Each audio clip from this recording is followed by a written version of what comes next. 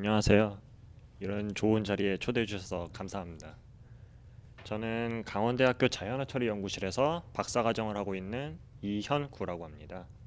오늘 발표 주제는 어떻게 해야 기계에게 글을 잘 읽고 말할 수 있게 할까를 머신 리딩 컴프레hen션 관점에서 한번 얘기를 드리고자 하고 있습니다. 그래서 오늘 발표에 다룰 내용은 이제 다음과 같고요. 일단 저는 머신 리딩 컴프레hen션에 대해서 이제 설명을 드리고자 합니다. 이 머신 리딩 컴프레hen션에서 특히 저희는 이제 이 세 가지를 주로 이제 얘기를 해보고자 하는데요. 하나는 어떻게 글을 기계가 잘 이해하도록, 그러니까 텍스트 리프레젠테이션을 나타내는 건데 어떻게 이해하도록 표현을 할까 하는 부분이 있고요. 하나는 어떻게 해야 이제 이 머신 리딩이다 보니까 어떻게 해야 잘 읽을 수 있을까에 대해서 얘기를 해보고자 합니다. 그리고 마지막으로 이 리딩 컴프레hen션 태스크 자체가 읽고 나서 이제 질의가 있을 때 정답을 찾아내는 게 이 태스크의 목적이기 때문에 이 정답을 어떻게 해야 더 잘 찾아낼 수 있을까에 대해 논해보고자 합니다. 그래서 이 발표에 앞서서 제가 이걸 왜 머신 리딩 컴프레hen션을 왜 연구하기 시작했나에 대해서 간단히 소개를 드리고자 하는데요.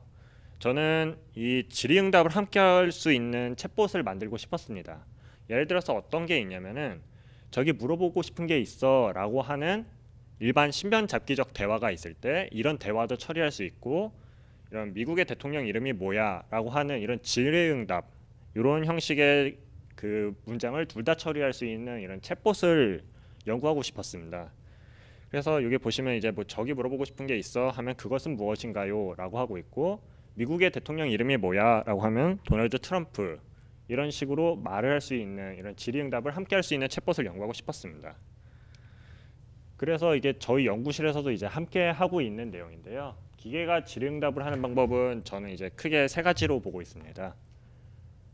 하나는 이제 지식 베이스 기반으로 하는 연구가 있습니다. 이 지식 베이스라고 하는 거는 이 말로 표현되어 있는 비정형 데이터를 통해서 우리가 뭐 서브젝트, 프리디케이트, 오브젝트의 이제 트리플 형태, 관계 트리플 형태로 되어 있는 이런 정형화 데이터를 만들어 가지고 하는 질의응답 시스템입니다.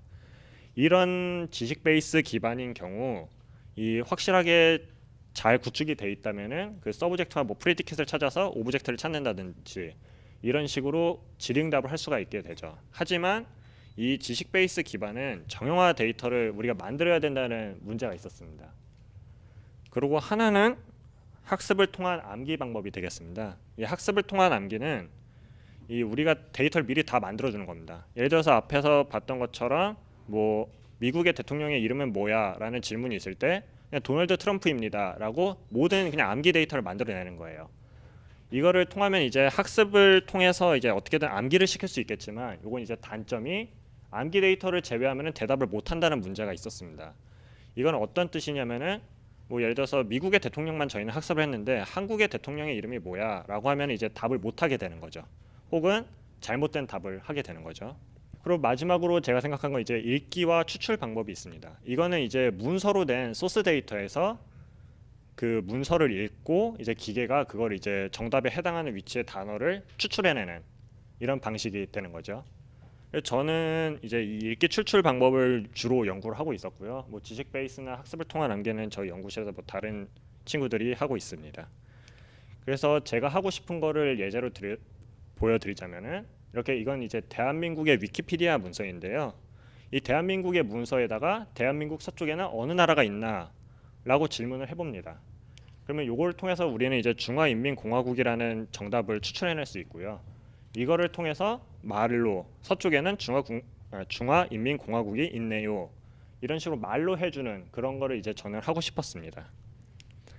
그래서 제일 처음에 연구했던 게 저는 이제 이 위키 리딩이라고 하는 연구인데요. 이 위키 리딩 같은 경우는 위키피디아 문서가 주어지고 거기에 해당하는 프로퍼티를 주어지면 그거에 해당하는 답을 만들어내는 그런 시스템을 말합니다. 여기서 보시면은 맨 위에 문서에 보면은 뭐 A다 어쩌고 뭐 daughter of lord 뭐 이런 식으로 써 있는데, 여기 parent라는 정보를 주면 그거에 해당하는 정보를 추출해내는 겁니다. 하지만 이 연구에 문제가 하나 있다면은 이게 자연어로 된 질문 데이터가 아니었습니다. 이 자연어로 된 질문 데이터가 아니고 그냥 질의 자체가 프로퍼티로 주어지게 되는 거죠. 근데 저는 앞서 말씀드렸다시피 저는 자연스러운 챗봇을 만들고 싶었던 겁니다. 그렇기 때문에 최대한 질의에 가까운 데이터가 필요했고요. 그래서 이거를 연구하다가 스쿼드를 발견한 겁니다. 이 스쿼드를 발견했는데 이 스쿼드 데이터는 일단 스탠포드에서 만든 데이터 셋이고요. 데이터가 매우 많습니다. 10만 개의 질의 응답사항이 있고 거기에 이제 뭐 500개 위키피디아 아티클로 만들어졌고요.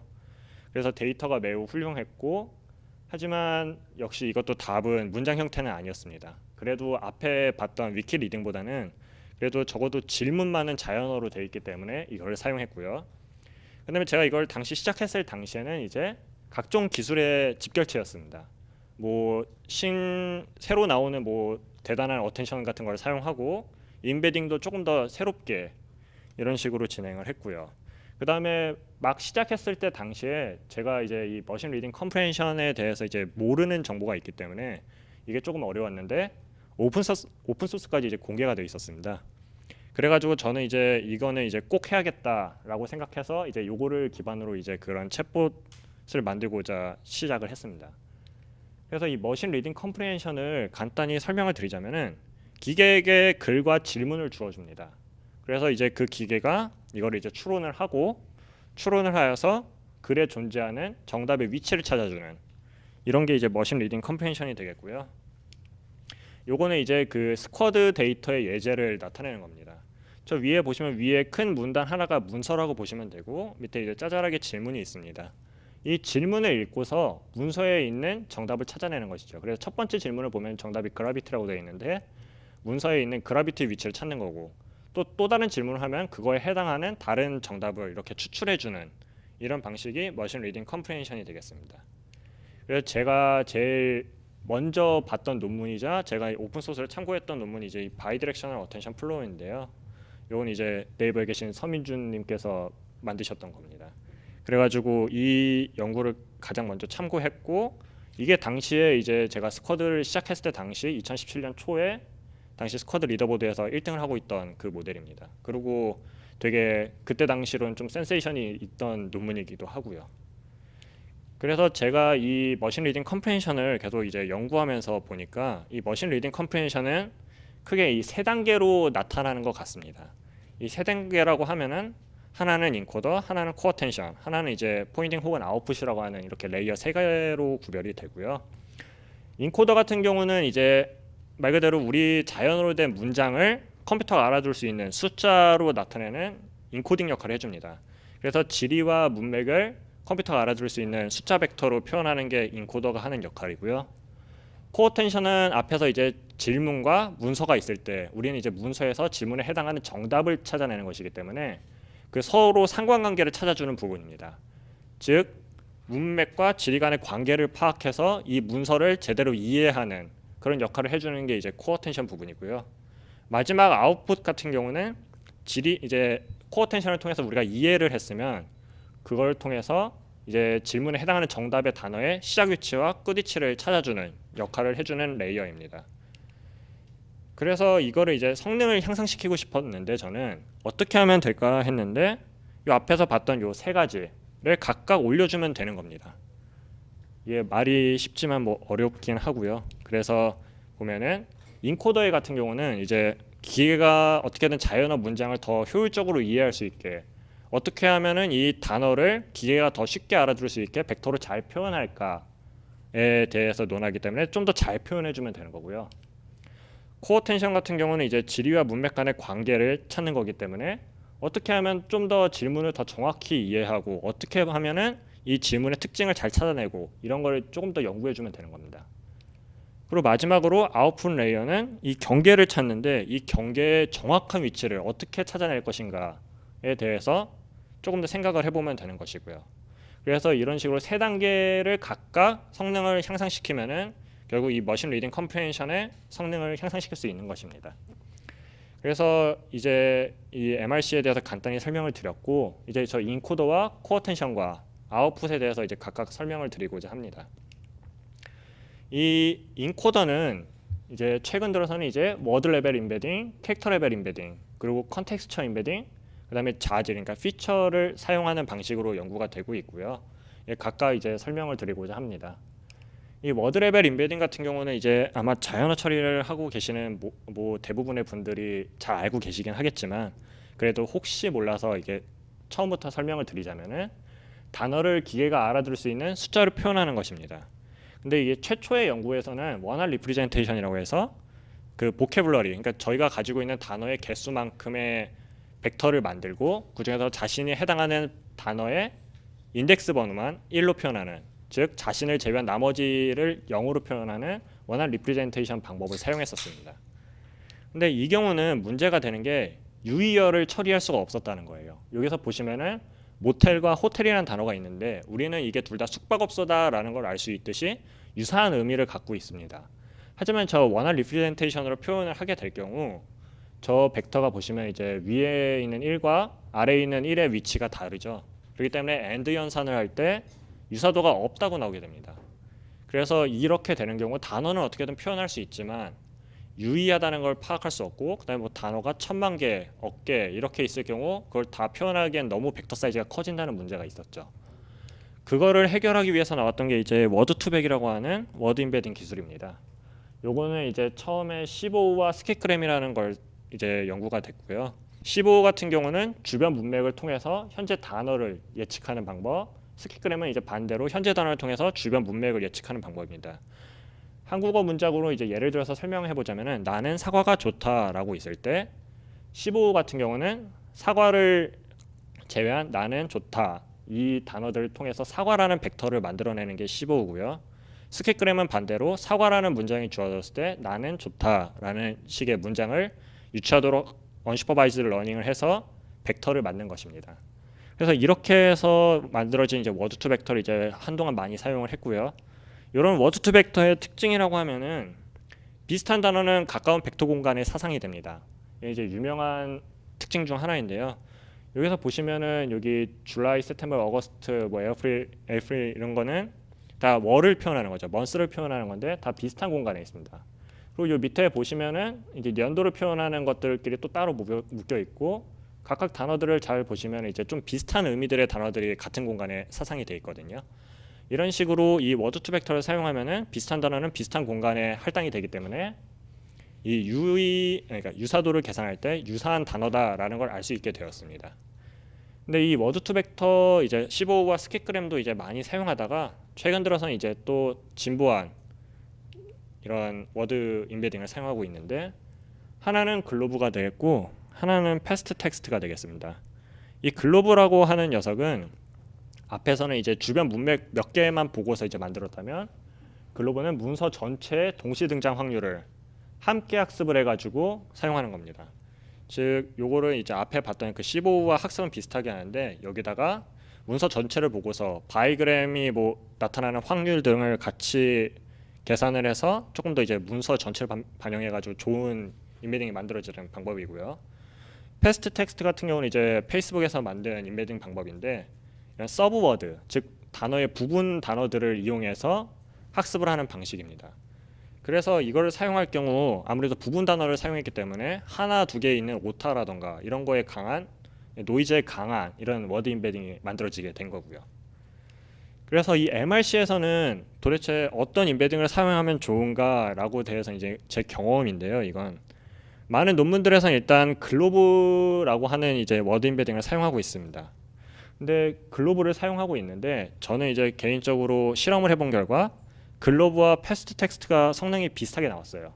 다만 패스트 텍스트가 한 소수점 몇 채짜리 정도라도 조금이라도 더 좋긴 했는데, 그래서 저는 이게 거의 차이가 없을 정도라고 생각을 했고 글로브와 패스트 텍스트가 유사하다라고 저는 생각을 했습니다. 근데 그렇게 되면 도대체 뭘 써냐 이렇게 말씀드릴 수 있는데, 결국은 글로브를 사용하는 게 저는 좋다고 생각을 해요. 왜냐하면은 공개된 데이터의 단어 커버리지가 높습니다. 이 글로브는 이제 스탠포드 측에서 잘 학습해가지고 이제 배포한 그 워드 인베딩이 있는데요. 이 워드 인베딩 같은 경우는 단어를 이제 219만 개 정도를 커버하고 있습니다. 그리고 패스트 텍스트는 공개된 데이터는 딱 100만 개의 단어를 지금 하고 있고요. 물론 이게 저는 패스트 텍스트가 조금이라도 더 좋게 나온다고 했는데 이 단어 커버리지가 아무래도 글로브가 높다 보니까 저는 이제 글로벌을 사용하는 걸 추천드리는 거고, 만약에 패스트 텍스트를 수많은 문장을 통해 가지고 학습하실 수 있을 경우, 글로브만큼의 단어 커버리지를 확보할 수 있을 경우는 패스트 텍스트를 쓰는 걸 추천합니다. 근데 저는 이 워드 임베딩을 만드는 게 목표가 아니었고, 저는 이제 머신 리딩 컴프레hen션 모델을 하는 것을 목적으로 했기 때문에 저는 그냥 공개된 글로벌을 그냥 사용했었습니다. 여기까지가 워드 레벨 임베딩이고, 그 다음으로 이제 캐릭터 레벨 임베딩이 있습니다. 요거는 이제 워드 레벨 임베딩에서 나오는 문제점 중 하나인 언노운 워드, 즉 미등록어를 처리하기 위해서 같이 사용하는 모델인데요. 이거는 한국어로 말하면 음절, 영어로 말하면 알파벳을 이용해서 하나의 단어의 벡터를 만들어주는 방법을 말합니다.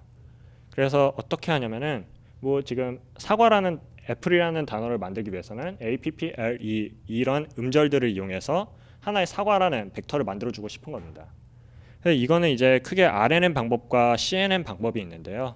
RNN 방법은 뭐 바이디렉셔널 LSTM이나 GRU 같은 걸 사용해 가지고 마지막 스테이트를 연결해서 그 벡터라고 생각해서 사용하는 방법이 있고요. CNN 방법은 컨볼루션하고 풀링해 가지고 하나의 벡터로 만들어주는 방법입니다. 이거는 아무거나 사용해도 되고요. 그래서 이것도 역시 제가 성능을 각각 측정을 해봤는데 RNN이랑 CNN이랑 별 차이가 없었어요. 왜냐하면 물론 이게 있어주면은 미등록어를 처리해줄 수 있기 때문에 효과는 있겠지만 방법론에서는 그렇게 차이가 없었던 것 같습니다. 근데 여기서 차이점이 있다면 이제 속도가 되겠는데요. 아무래도 이제 시스템을 만들다 보면은 속도가 중요한 이슈로 작용을 할 텐데 CNN이 RNN보다 빠르다는 건 이미 다 알려진 사실입니다. 왜냐하면은 RNN은 이제 병렬 프로그램이 되지 않거든요. 왜냐하면 RNN은 이 순환을 하는 모델이기 때문에 현재 시간을 다 계산 완료해야만 다음 시간을 계산할 수 있습니다. 반면 CNN은 각각 컨볼루션을 하면서 이걸 만들어낼 수 있고요. 그렇기 때문에 저는 성능이 비슷하다면은 적어도 속도라도 빠른 CNN을 쓰는 거를 이제 추천드리고 있습니다.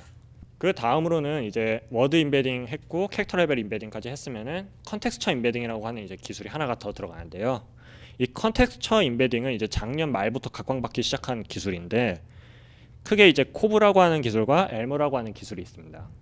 이 두 개는 충분히 많은 사전 학습을 통해 가지고 이 모델의 이해도를 이해도를 높여주고 문장을 어떻게든 잘 표현해주고 싶다라고 해서 나온 건데요. 코브라고 하는 거는 이제 MTLS템을 이용한 사전 학습입니다. 이 MT의 약자가 뭐냐면은 머신 트랜슬레이션, 그러니까 기계 번역에서 나온 그 MT고요.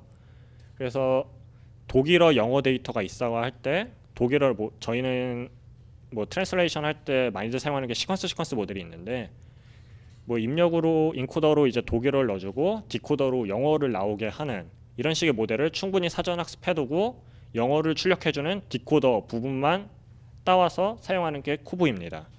그리고 엘모는 많은 데이터를 랭귀지 모델을 통해 사전 학습하고 그걸 이제 통해서 컨텍스처 벡터를 만들어낸 거고요. 그래서 랭귀지 모델을 간단히 설명드리자면은 이 밑에 예제가 되겠는데 나 물음표 사과가 정말 좋아 라는 문장이 있을 때 우리는 저 물음표의 위치에 는이 온다는 걸 알 수 있거든요. 이건 왜냐하면은 저희는 이미 충분히 한국어에 대한 랭귀지 모델이 학습이 되어 있기 때문입니다. 즉 이런 특징을 가지고 나가 나왔을 때 다음에 나온 단어를 예측하는 랭귀지 모델을 충분히 학습해서 사용하면은 이 뭔가 문장을 표현하는데 더 도움이 되겠다 해서 사용하는 게 이 컨텍스처 임베딩입니다. 이 컨텍스처 임베딩이 작년 말부터 각광을 받기 시작했다고 하는데 요거는 이제 이 처음 엘모를 발표했던 그 모델의 성능을 가져온 겁니다. 이 보시면은 이건 이제 MRC 태스크의 성능을 나타내는데 요 앞에 72 써 있는 쪽은 이제 이그젝트 매치라고 해가지고 실제 정답과 우리가 예측한 정답이 얼마나 정확히 일치하는지를 확인하는 게 이그젝트 매치. 뒤에 81 써 있는 거는 이제 F1 스코어입니다. 그러니까 단어 간의 F1 스코어를 나타내고 처음에 그냥 단순히 모델에다가 바이 디폴트 셀프 어텐션이라고 하는 모델이 있는데 이렇게 해서 이제 72, 81의 성능이 나왔습니다. 근데 이제 앞에서 언급드린 그 컨텍스처 벡터 중 하나인 엘모를 같이 적용했을 때 성능이 비약적으로 뛰었거든요. 여기 보시면 72가 78이 됐고 81이 85가 됐습니다. 근데 혹시라도 여기서 MRC를 해보신 분은 알겠지만 80%가 넘었을 때 성능에서 1% 올리기가 정말 어렵습니다. 거의 오르지 않거든요. 근데 이 엘모 하나만 더 썼다고 F1 스코어가 거의 4.8% 정도가 뛰었어요. 이거는 제 생각에는 거의 혁명 수준이었고요. 그래서 이제 최근에 논문들은 다 옐모나 코브 같은 거를 같이 사용하고 있습니다. 그리고 마지막으로 이제 워드 벡터, 그다음에 캐릭터 벡터, 그다음에 이제 컨텍스처 벡터까지 같이 사용했으면은 마지막으로 이제 이 자질이라는 걸 사용할 수 있습니다. 이 자질이라고 하는 피처는 어휘 정보 외에 추가적인 정보를 말하는 겁니다. 이 어휘 정보 외에 추가적인 정보라고 하면 무엇이 있냐면은 뭐 언어 분석적인 자질, 예를 들어서 뭐 품사가 될 수 있고 개체명이 될 수 있고 혹은 뭐 디펜던시 파싱을 해가지고 나온 그 레이블 정보가 될 수도 있고요. 그 다음에 뭐 텀프링컷이 정보도 나올 수 있습니다. 그리고 또 어떤 거는 퀘스천과 컨텍스트 간에 나타나는 단어들이 둘 다 나타나나 양쪽에서 다 나타나나 이런 코어커런스 정보가 될 수도 있고요. 그다음에 소프트 얼라이먼트라고 해가지고 글로브 벡터 간에 그냥 미리 유사도를 구해가지고 그 정보 자체도 피처로 쓸 수가 있습니다. 그래서 이걸 왜 써야 하냐라고 우리가 생각을 해볼 수 있는데요. 사람이 직접 문제를 풀어볼 때를 저는 생각을 해봤어요. 그러니까 물론 사람은 뭐 읽으면서 품사 분석 뭐 이런 거 하지 않죠. 하지만 이미 우리는 충분히 학습이 되다고 생각하고 내 어딘가에선 저는 하고 있을 거라고 생각을 하고 있습니다. 그래서 사람이 직접 문제를 풀 때를 생각해 보면은 품사를 보고 또 정답의 위치를 유추할 수가 있어요. 예를 들어서 조사가 나타날 경우 앞에 혹은 뒤에 뭔가 체언이 나타나겠죠. 그리고 혹은 뭐 한국어의 경우 이제 어미를 보면은 그건 이제 문장의 끝이다 이런 걸 알 수 있고, 그다음에 뭐 고유명사, 영어, 수사, 숫자 같은 경우는 정답과 직접적인 연관이 될 수 있습니다. 그리고 또한 구문적인 구조를 생각해 가지고도 확인할 수 있는데요. 뭐 이 구문적인 구조를 봤는데 이 단어가 서브젝트다. 근데 이 문장에서는 이 서브젝트를 찾아내는 게 중요했다. 라고 하면 이런 식으로도 정답의 위치를 유추할 수 있습니다. 그리고 마지막으로 지리 타입이 있는데요. 요거는 이제 who나 where 같은 거 보시면은 개체명과 직접적으로 대입을 할 수 있습니다. 예를 들어서 우리가 who라는 질문이 나왔을 때는 사람을 물을 확률이 높거든요. 그렇기 때문에 사람에 해당하는 뭔가 텀을 찾아내면은 정답을 찾는 데 더 유리할 테고, where일 경우는 장소를 찾아내면은 유리할 수 있습니다.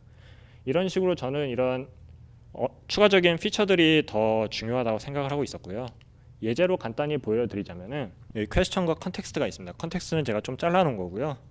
퀘스천을 보시면은 who was sick as the post clock expired 이렇게 되어 있는데, 이미 여기서 저희는 이 초록색 who를 보면은 위에 나타나는 것 중에 사람에 해당하는 뉴튼과 디머커스 웨어 둘 중 하나가 정답일 거라는 걸 알 수가 있어요. 이미 여기서부터 많이 복잡도가 떨어진 상황입니다. 거기서 was sick이라는 단어를 보게 되면은 이게 앞에 단어를 수식하기 때문에 디머커스 웨어가 아니고 뉴튼이 정답이다 라는 걸 알 수 있듯이, 컴퓨터도 역시 이런 정보를 주어지면 이런 걸 해결하는데 조금 더 도움이 될 거다 라고 생각을 한 겁니다. 그런데 이 자질을 사용하는데 문제가 발생할 수 있어요. 어떤 경우냐면은 단순히 자질을 막 만들어 가지고 추가할 경우는 이제 다음과 같이 세 가지 문제가 생긴다고 저는 생각을 하고 있고요. 하나는 자질 간의 간섭 문제입니다. 이 자질 간의 간섭 문제라고 하는 건 무엇이냐면은, 예를 들어서 우리가 어떤 문장이 있을 때 개체명이 person으로 나왔다. 항상 이 상황에서는 개체명 person이 정답이었어 라는 걸 알 수 있었는데, 여기다가 의존 구문이 하나 추가된 거예요. 근데 의존 구문을 보다 보니까 이 상황에서는 항상 정답이 아니었어가 되는 겁니다. 이렇게 되면 이제 두 가지 상황을 다 고려해야 되기 때문에 문제 복잡도가 향상되게 되거든요. 문제가 복잡해진다는 거는 그만큼 컴퓨터가 풀기가 어렵다는 거고요. 그래서 이런 간섭 문제가 발생하고, 하나는 이제 이건 과거부터 많이 얘기가 나온 건데 피처 엔지니어링을 해야 됩니다. 이건 이제 어떤 거냐면은 성능 향상에 도움되는 자질만을 우리가 선별을 해야 되는 거예요. 사람이. 이렇게 될 경우 이 딥러닝 같은 경우 이제 엄청나게 실험을 많이 해보고서 이 자질을 넣었다 뺐다 했을 때 오르는 자질, 성능이 향상되는 자질만 찾아야 되고요. 그렇기 때문에 이 과정에서 생기는 인적 자원 및 컴퓨팅 자원이 낭비가 심해지게 됩니다. 이래서 이런 문제가 하나 있고, 마지막으로 이것도 이제 치명적인 오류 중 하나인데요. 언어 분석 자질을 사용하려고 할 때, 예를 들어 우리가 품사 태깅이나 개체명 인식을 했을 때 그 분석기가 잘못되면 오류 전파가 되게 됩니다. 이거는 모든 태스크에서 중요한 건데, 이런 오류 전파 문제가 발생할 수가 있어요. 그래서 이거를 어떻게 해결해야 될까라고 생각을 해보면은, 이제 여러분도 생각해 보시면 되겠는데, 어떤 문제를 해결할 때 우리가 주어진 정보가 필요가 없다라고 돼 있으면은 우리는 머릿속에서는 중요하지 않다고 생각을 할 겁니다. 이 정보는 필요가 없다. 그리고 이제 이 필요가 없으니까 이제 우리가 문제를 해결할 때 필요한 새로운 중요한 정보를 이제 찾게 되죠. 즉 이것도 결국에는 피처 엔지니어링은 다를 게 없는데요. 이거를 컴퓨터가 스스로 할 수 있게 해주면 되는 겁니다. 요거 자세한 내용은 제가 사정상 말할 수가 없어가지고 요건 이제 제 논문을 찾아주시면 되겠고요. 그래서 요거는 이제 개인적인 사정으로 말할 수가 없고, 이런 식으로 정보의 중요도를 판단해 줄 수 있는 무언가의 알고리즘이 필요한 것입니다. 그래서 이렇게 저희는 이제 워드 레벨 임베딩, 캐릭터 레벨 임베딩, 그리고 컨텍스처 임베딩, 그다음에 피처 이렇게 네 가지를 사용해서 어떻게든 이제 말을 표현하려고 하는 건데요. 요거는 이제 문맥이 반영되도록 모델링을 해주면 되는 겁니다. 근데 이 문맥이 반영되도록 모델링을 한다고 하면 제일 먼저 떠오르는 게 이제 우리는 이제 RNN이 되겠거든요. 리커런트 뉴럴 네트워크가 되는데, 이 리커런트 뉴럴 네트워크는 이제 이런 그림이 되겠습니다. 여기 워드 레벨 임베딩, 캐릭터 레벨 임베딩, 그 다음에 컨텍스처 임베딩, 피처들이 뭔가 입력이 되고 각각 넣어가지고 문장의 뜻을 알 수 있게 문맥이 반영되도록 하면 됩니다. 근데 최근 들어서는 이 RNN 대신에 이 트랜스포머라고 하는 새로운 기술을 사용하거든요. 이건 이제 구글에서 제안한 방법인데, RNN을 쓰다 보니까 속도가 느리다는 문제가 있었습니다. 그걸 해결하기 위해서 피드포워드 뉴럴 네트워크만을 이용해서 이 RNN과 같은 기능을 따라해보자 해서 나온 거고요. 이거는 뭐 Attention is all you need인가? 그 논문에 있습니다. 보시면은 이 트랜스포머 같은 경우는 셀프 어텐션이라는 기능을 사용해 가지고 그 RNN과 같은 역할을 해주게 하는 거예요. 그래서 뭐 포지션 인코딩을 하고 멀티헤드 어텐션이라고 하는 셀프 어텐션, 그러니까 자기 자신의 단어를 어디를 볼지를 파악해서 문맥을 파악하게 해주는 거고요.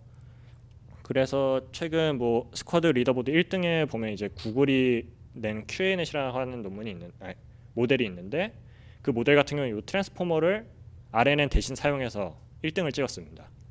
요거는 이제 이번 ACL의 논문이 공개돼 있으니까 읽어보시면 될 것 같고, 그래서 이제 앞에서 어떻게든 이제 인코딩하는 방법을 제가 설명을 드렸습니다. 이 인코딩은 결국에는 뭐 각종 임베딩을 사용해서 컴퓨터가 조금이라도 더 효율적으로 알아들을 수 있게 하는 게 인코딩이었고, 이제 지리와 문맥을 어떻게 잘 인코딩했으면은 두 개 간의 관계를 찾아내야 돼요.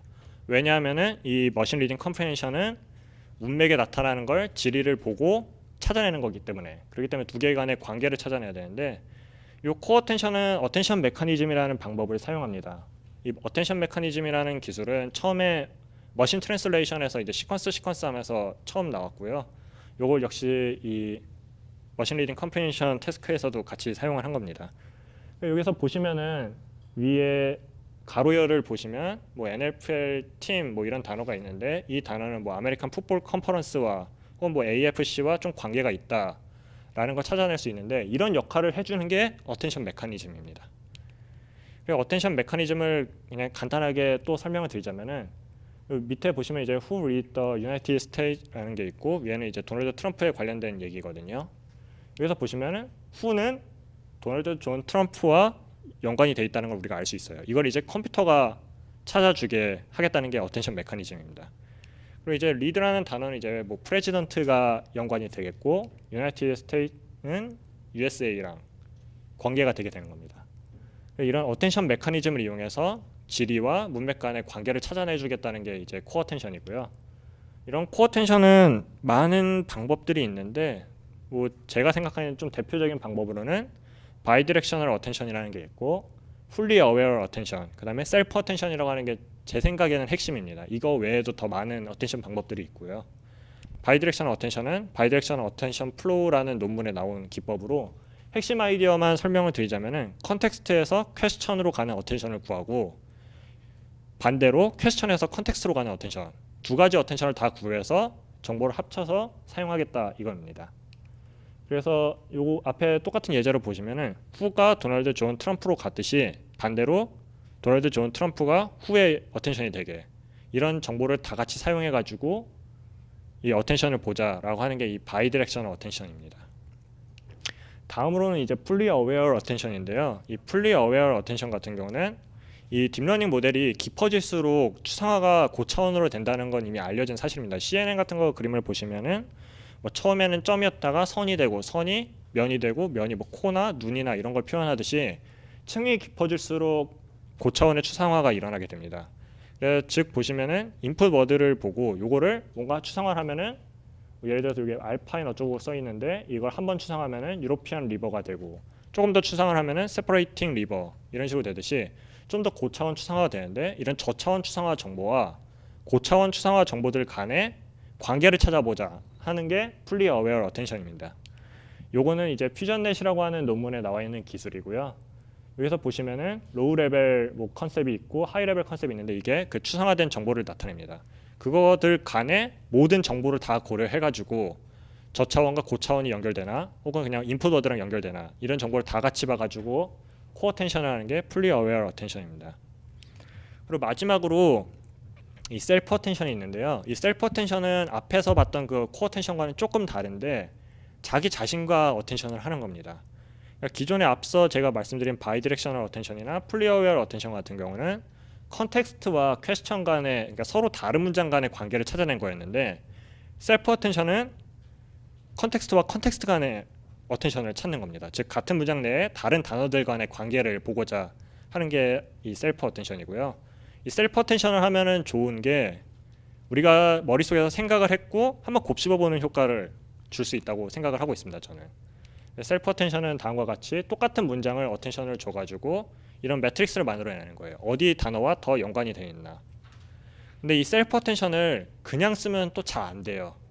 왜냐하면 이 셀프 어텐션의 특징이 하나 있는데 이 같은 문장을 집중하다 보니까 생기는 문제입니다. 이게 어떤 문제냐면은 자신과 똑같이 생긴 단어를 어텐션하게 되는 거예요. 철수는 영희를 이라는 문장이 있을 때 철수는 원래 다른 단어와 어텐션 되는 걸 우리는 바랬는데 철수와 철수가 워낙에 밀접하게 나오겠죠. 왜냐하면 자신과 똑같은 단어이기 때문에 그때 같은 의미를 하고 있기 때문에 이런 어텐션이 이렇게 대각선으로 나온다는 문제가 있습니다. 이렇게 되면은 셀프 어텐션을 해주는 의미가 없거든요. 왜냐하면 셀프 어텐션은 현재 내 단어와 문장에 나타나는 다른 단어들 간의 관계를 찾아내고 싶었기 때문에 쓰는 것이었습니다. 그래서 이를 해결하기 위해서 그냥 되게 간단한 휴리스틱을 함께 사용하면은 이 셀프 어텐션이 훨씬 효율적으로 작동을 하거든요. 그 휴리스틱이 뭐냐면은 동일한 단어의 위치를 그냥 무시해주면 되는 겁니다. 철수는 철수가 나타났던 그 단어의 위치를 무시하고 다른 곳에만 어텐션을 주면 되는 거예요. 이렇게 되면 이제 철수라는 단어는 영희와 어텐션이 되고 있죠. 는이라는 단어는 철수라는 단어와 연결이 돼 있고 이런 식으로 이제 셀프 어텐션, 즉 현재 단어가 다른 단어들 간의 관계를 찾아낼 수 있습니다.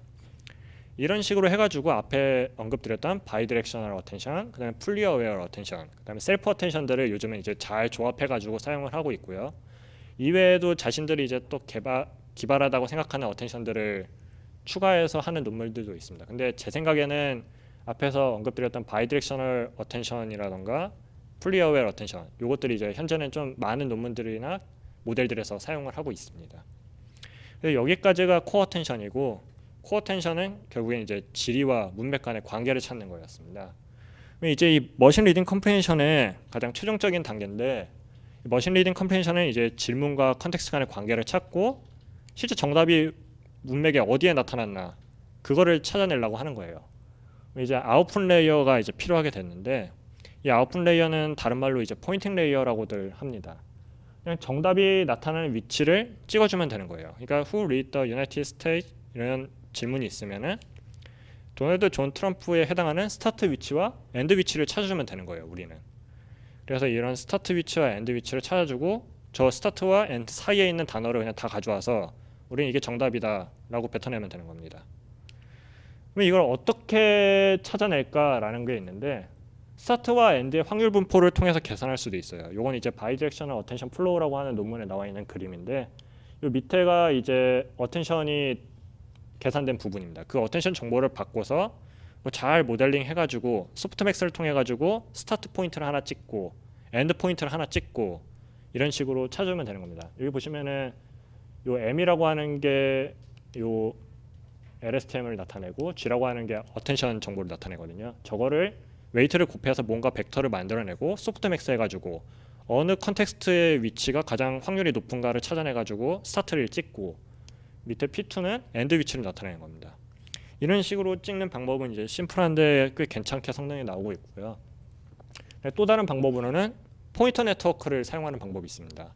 이 포인터 네트워크는 이 시퀀스의 변형 모델인데, 시퀀스에서는 우리가 뭐 어텐션을 계산해서 그거를 다 컨텍스트화 시키고 그거를 사용하는데, 이 포인터 네트워크는 그 어텐션 정보를 그냥 바로 아규맥스 해가지고 어느 위치가 제일 중요한가를 찾아내는 게 포인터 네트워크입니다. 즉 이거를 통해서 그냥 스타트 위치를 한번 찍고 다음으로 엔드 위치를 한번 찍고 이런 식으로 하면 되는 거예요. 그래서 이런 식으로 하는 게 이제 대표적으로 이제 크게 두 가지 방법이 있고, 근데 여기서도 자질이 도움이 될 것 같았어요, 저는. 왜냐하면은 저는 이제 이걸 예시로 마피아 게임을 하나 들어봤는데, 마피아 게임을 우리가 하다 보면은 주변 사람들이랑 말한 그런 정황을 보고서 우리가 마피아가 누군지 이렇게 예측을 할 수가 있어요. 그러니까 지금 이 정황을 본다는 그런 게 이제 앞에서 봤던 코어 텐션 그거라고 생각하시면 되고요. 그래서 정황을 봐서는 3번이 마피아 같아요. 근데 확실하진 않아요. 근데 우리는 3번이 말을 더듬고 동공이 흔들렸어. 즉 이런 심리학적인 피처를 같이 사용하면은 얘가 좀 더 범인일 거다, 마피아일 거다라는 걸 알 수 있죠. 그러니까 얘도 똑같이 우리가 뭔가 의사결정을 할 때 자질이 더 추가적으로 주어지면은 이걸 정답을 찾는데 더 도움이 되지 않을까라고 해서 자질을 여기서도 같이 사용하는 겁니다. 그러니까 앞에서 인코더에서는 입력으로 자질이 들어갔다면은 이 포인팅 부분에서도 역시 자질을 함께 사용해가지고 하면은 뭔가 더 좋을 것이다라고 생각을 하고 있는 거고요. 그래서 역시 똑같은 예제를 한번 확인해 봅시다. 이렇게 퀘스천과 컨텍스트가 주어지는데, 먼저 한번 who를 보는 거예요. who만 봐도 이미 우리는 뉴튼과 디모커스 웨어 둘 중 하나라는 걸 이미 알 수 있어요. 우리는. 왜냐하면 사람을 묻는 거기 때문에. 근데 여기서 워색을 이렇게 같이 또 보게 되면은 디모커스 웨어가 아니게 됩니다. 그래서 이런 식으로 뭔가 포인팅 할 때 정황을 알고 있으면 뭐 그래도 어느 정도 말할 수 있겠지만, 자질만 봐서도 이렇게 해결을 할 수가 있거든요. 요 문제의 경우는. 이런 식으로 뭐 조금 더 복잡해지면 모르겠지만 적어도 자질이 이렇게 도움이 될 수 있다라는 걸 알 수 있습니다. 여기까지가 이제 인코더, 코어 텐션, 아웃풋 레이어 이렇게 세 가지를 제가 설명드렸고, 머신 리딩 컴프레hension에 대해서 이제 간단하게 개요를 드렸는데요. 마지막으로 이걸 이제 어떻게 학습하냐가 또 문제가 됩니다. 이 보통 머신 리딩 컴프레hension 같은 경우는 네거티브 로그 프로버빌리티를 사용해서 학습을 하는데요. 이 앞에 보시면 이게 스타트 위치의 확률들, 요건 엔드 위치의 확률들을 더해가지고 그냥 최소화가 되도록 학습을 하는 겁니다. 근데 일부 몇몇 논문들에서는 이 리인포스 알고리즘이라고 하는 강화학습 기반의 방법도 같이 사용을 하거든요. 이 강화학습하면 이제 보통 많이들 알고 계시는 게 리워드라고 하는 게 있습니다. 보상이라는 게 있는데, 그 보상을 머신 리딩 컴프레hension에서 사용할 수 있는 그 보상을 사용하겠다는 거예요. 대표적인 걸로 우리가 예측한 정답과 실제 정답 간의 F1 스코어를 봐가지고 그거를 보상으로 줄 수가 있어요. 우리는. 그래서 어떻게 되냐면은 똑같으면은 보상이 1이 될 거고, 중간에 뭐 반 정도만 맞으면 0.5가 보상으로 주어질 테고, 틀리면 0이 보상으로 주어지겠죠. 그런 식으로 해가지고 그 방법을 통해서 리인포스먼트 러닝을 같이 함께 학습하는 이런 방식도 있습니다. 근데 위에 네거티브 로그 프로버빌리티 같은 경우는 이제 많이들 사용하는 거니까 그냥 넘기고, 이 강화학습 부분에서 제가 또 하다 보니까 나온 경험이 하나 있어요. 어떤 거냐면은 데이터가 적을 때 효과적이었습니다. 제 개인적인 실험으로는. 이게 확실하게 보장은 할 수는 없고, 적어도 제가 했던 실험에서는 데이터가 적을 때 훨씬 잘 나왔어요. 예를 들어서 저기 보시면 이제 저희 연구실에 내부적으로 갖고 있는 한국어 2만 개의 MRC 데이터가 있는데, 여기 보시면은 애초에 이게 데이터 드리븐 태스크다 보니까 데이터가 많으면 많을수록 성능이 잘 나옵니다. 근데 2만 개면 일단 적은 데이터에 속하게 되고요. 여기 보시면 이그젝트 매치가 40 몇 프로 정도 나오고, 43% 나오고, F1이 69 정도가 나왔습니다. 근데 똑같은 데이터를 사용했을 때 모델 다 똑같고 마지막에 학습 방법에 리인포스먼트 러닝 하나만 추가해 준 거예요. 이렇게 추가를 할 경우 저 같은 경우는 여기 이그젝트 매치가 이제 한 2% 정도 올랐고, F1 스코어가 한 3% 정도 올랐습니다. 즉 적은 데이터일 때는 이렇게 성능이 올랐는데, 이걸 제가 또 스쿼드 데이터에도 그대로 적용을 해봤거든요. 스쿼드 데이터는 학습 데이터가 한 8만 개 정도 있습니다. 그 8만 개를 봤을 때 성능이 저는 비슷했어요. 거의 차이가 없었어요. 조금 오르긴 하는데 정말 미미할 정도로. 근데 반면 이게 강화학습을 같이 학습하다 보니까 이 예측 후 리워드를 계산한 다음에 그거를 학습을 해야 되기 때문에 속도가 한 2배 정도 느려진다는 문제가 있었거든요. 그래서 저의 의견으로는 강화학습을 쓰고 싶다 하면은 적은 데이터일 때 쓰면 확실히 성능 향상을 보였고, 근데 데이터가 충분히 많다 하면은 굳이 쓸 필요는 없다고 생각을 하고 있습니다. 그래서 그래서 이 머신 리딩 컴프레hen션이 지금 현재 어디까지 왔나라고 하는 거를 볼 수 있는데, 이건 이제 스쿼드 데이터 1.1 버전에서의 성능이거든요. 맨 위에 보시면 이제 휴먼 퍼포먼스가 사람이 그 평가 데이터를 다 일일이 테스트했을 때 나온 성능을 나타내고, QNet이라고 하는 게 구글에서 제출한 현재 1등을 하고 있는 모델입니다. 그리고 밑에 칵테일 MRC라고 하는 게 저희 연구실에서 만들어가지고 한 거고요. 보시면은 QNet 같은 경우는 이미 사람의 성능을 뛰어넘었습니다. 이그젝트 매치 같은 경우. 그러니까 이미 문서가 주어지고 거기다 지문이 주어지면은 모델이 사람보다 더 정확하게 맞추는 건 잘하는 거예요.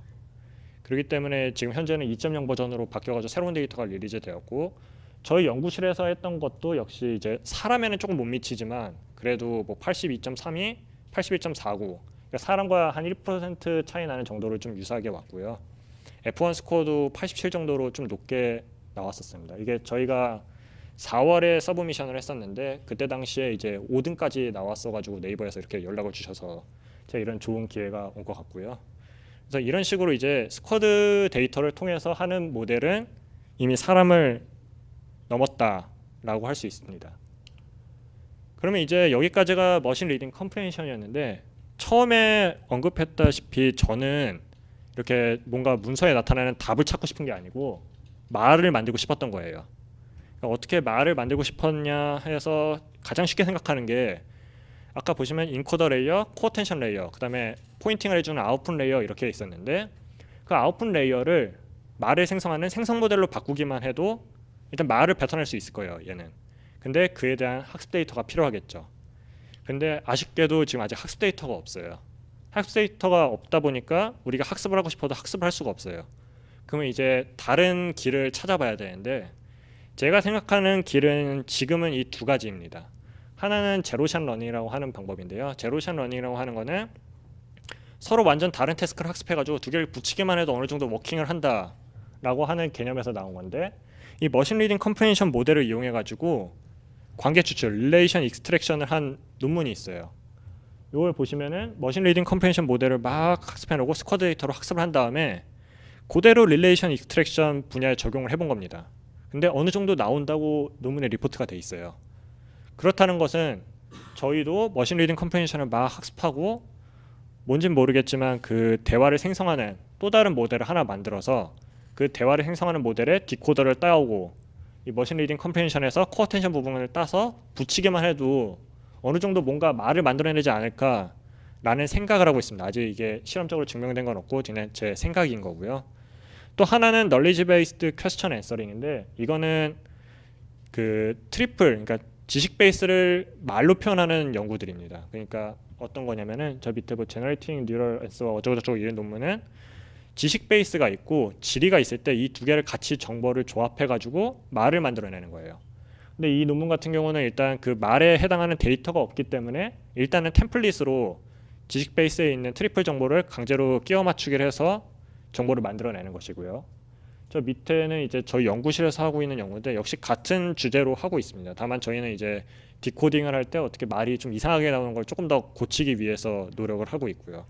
그러니까 이런 식으로 다른 방식을 어떻게 합쳐가지고 없는 데이터를 커버하면 될 거다라고 저희는 생각을 하고 있고, 그걸 이제 지금 계속 연구를 하고 있습니다. 그래서 이제 이 머신 리딩 컴프레hen션 혹은 이제 이 리딩 앤 익스트랙션 같은 이런 QA 분야에서는 다음과 같이 나가야 될 것 같아요. 하나는 문맥의 지문에 대한 내용이 없을 때, 그러니까 예를 들어서 대한민국의 정보가 있는 문서인데 여기 미국에 관한 질문을 하는 거예요. 그러면은 문서 내에는 그에 해당하는 정답이 없겠죠. 그거를 해결해야 되는 게 필요합니다. 그래서 이번에 스쿼드가 2.0 버전을 릴리즈 했는데 이게 그거에 해당하는 내용이고요. 즉 문맥에 지문에 대한 정답이 없을 때 대답을 안 하는 이런 기능을 해줘야 되는 겁니다.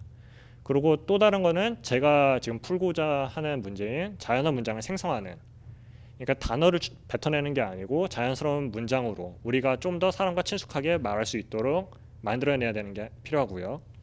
밑에 두 개는 이 분야뿐만 아니라 모든 분야에 다 해당이 될 것 같은데요. 어떻게든 조금 더 적은 데이터로 사람의 노동을 최소화하는 방법을 통해서 확실하게 모델을 학습하는 방식이 필요합니다. 그리고 마지막으로 도메인에 종속적이지 않게, 예를 들어서 뭐 저희는 경제 쪽을 막 학습을 시켰는데 뭐 인문 쪽으로 갑자기 물어본다. 이럴 경우는 지금 도메인 문제로 아마 모델이 잘 못할 텐데, 이런 경우도 이제 해결할 수 있는 새로운 모델을 이제 발견해야 되는 거죠. 이렇게 되고, 그래서 이제 아마 이거는 모든 인공지능 하시는 분들이 다 공통적으로 생각하고 있는 이상향일 거예요. 자비스를 만들어야 됩니다. 우리는 결국엔 말을 잘하고 잘 인식하고 이런 식으로 하는 이런 자비스를 꿈꾸고 있고, 저도 역시 이제 이런 자비스를 목표로 계속 연구를 하고 있고요. 그래서 여기까지가 이제 제 발표가 되겠습니다. 감사합니다.